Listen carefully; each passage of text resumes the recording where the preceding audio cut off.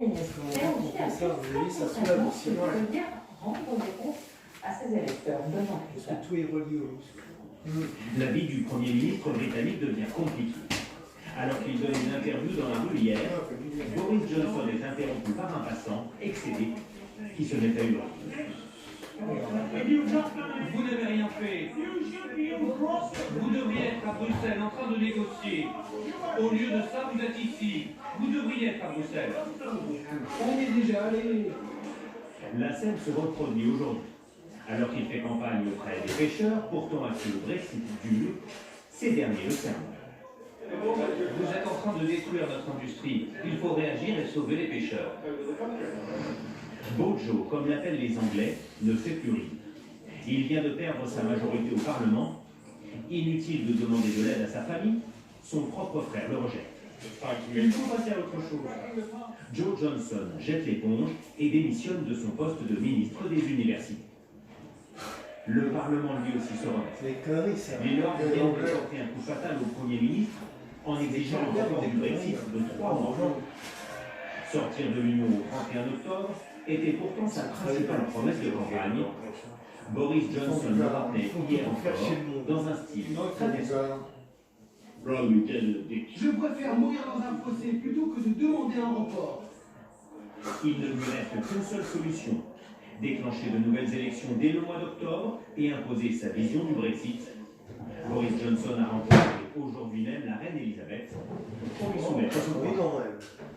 Mais c'est une figure plus que controversée de la politique africaine qui s'est éteinte aujourd'hui. Robert Mugabe, ancien président du Zimbabwe, est mort à l'âge de 95 ans. Il avait été un héros de l'indépendance de son pays avant de devenir un redoutable dictateur pendant 37 ans. Un coup d'État en 2017 l'avait forcé à quitter le pouvoir.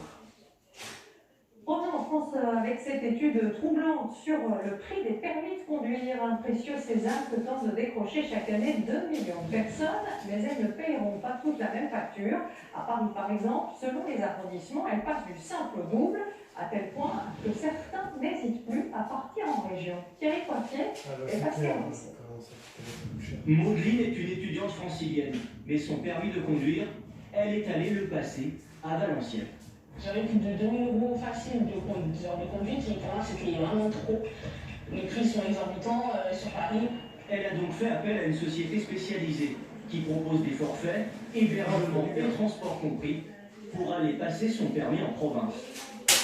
C'est très rare qu'à Paris, un candidat puisse passer son permis de conduire au bout de 20 heures. Et généralement, il va être amené, vu que les délais d'attente sont très longs. Tu laisses ça ici. Des heures de conduite. Tu rentres, le monter. Et donc, du coup, sur le des lignes, D'après l'étude d'une association de consommateurs, le prix de 20 heures de conduite peut en effet fortement varier selon les départements. Tarif constaté le plus cher, 1 700 € Non, à tu Paris. peux pas les sachets. Le moins onéreux, 700 € à Lille, 1 080 € en moyenne au niveau national. Chaque entreprise est libre de faire des prix tarifaires, gérer son entreprise comme elle veut. Le prix, il faut quand même se méfier, c'est un prix d'appel évidemment. Ça ne veut pas dire que c'est un prix final. Après, c'est pour les consommateurs de se poser les bonnes questions. Difficile pourtant pour le client de s'y retrouver. Les auto-écoles y vont chacune de leur offre, de leur promotion ou de leur formule. Tu payes ça tous les mois. C'est compliqué de déterminer la somme totale que va nous coûter Le notre total permis. des heures. Puisque les affichages ne sont pas du tout standardisés, si on veut permettre aux gens de comparer, il faut être beaucoup plus complet dans les informations qu'on délivre. Les disparités ne sont pas seulement tarifaires. Le taux de réussite au permis Deux, varie fortement selon les départements. 45% Fini, à Paris, c'est fini. 76% à Bruxelles. Il Il ne fait décidément pas bon être apprenti conducteur dans la capitale. Ah ouais, du coup, ça fait un an maintenant là, que j'ai le permis maintenant. J'arrive en septembre. Depuis 14 septembre 2020, ça fait 2 ans.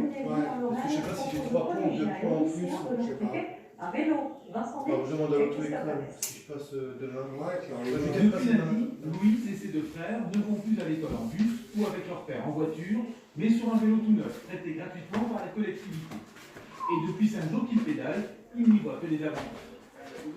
Attends, dis bien. Ouais, mais plutôt. S'ils gagnent du temps par rapport au bus, 10 minutes au lieu d'une demi-heure. Et en parallèle aussi, la communauté de communes fait un effort sur les pistes cyclables et toute la signalétique autour du vélo, donc c'est assez rassurant. Ça fait mal au bras. Non, ça va, t'inquiète.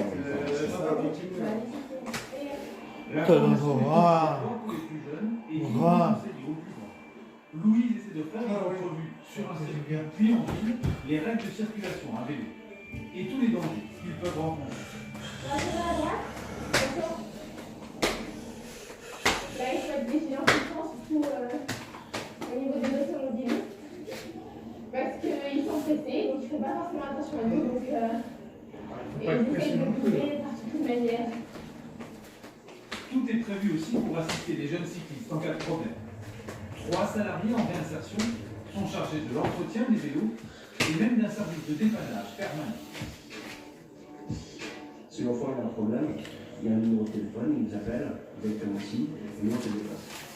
Chaque vélo, tout équipé, coûte environ 500 €. Mais pour les élus, la dépense en vaut la peine.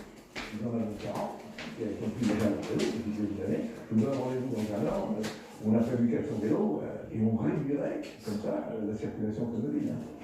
Dès cette rentrée, le prêt de vélo a déjà permis à Lunéville de supprimer 3 lignes de bus scolaires.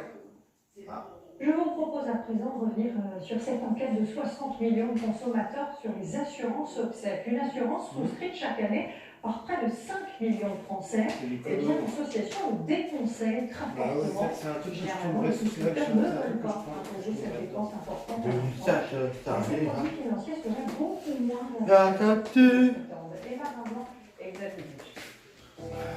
Cela semble une bonne affaire pour anticiper le coût de ces obsèques.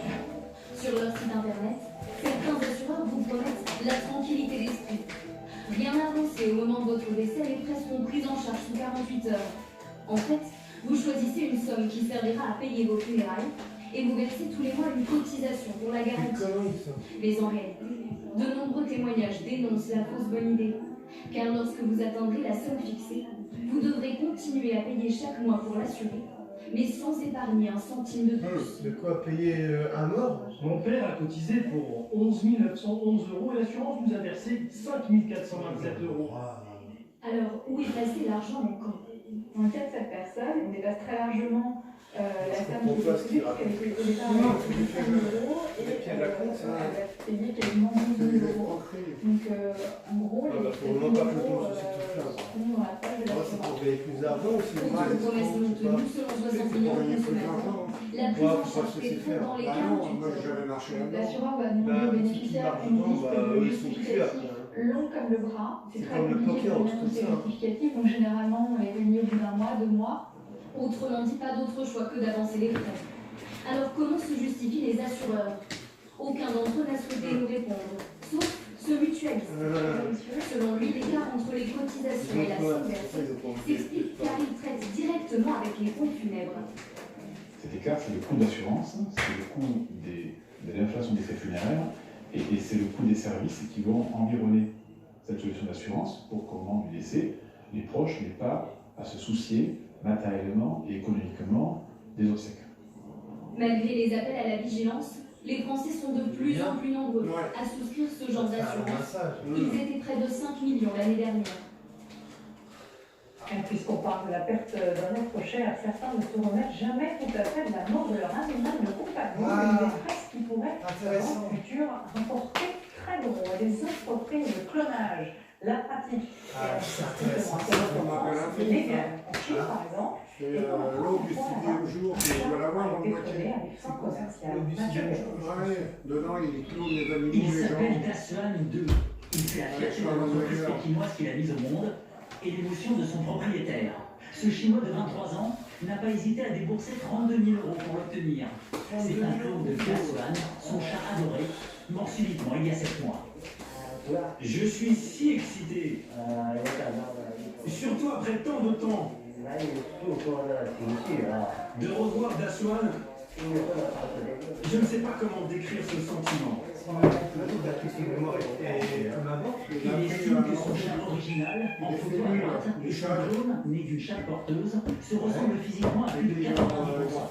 Ce qui ouvre de nouvelles perspectives commerciales à cette entreprise qui a déjà réussi le clonage d'une quarantaine de chiens depuis 2017. D'ici quelques années, le marché du clonage d'animaux de compagnie et les industries qui s'y rapportent pourraient atteindre 100 dans les pays qui autorisent le clonage. Malgré les quelques études qui se posent, le marché des animaux de compagnie est florissant. Comptez 50 000 € pour cloner un chien. La clientèle a les moyens. Barbara Streisand, par exemple, a déjà fait ressusciter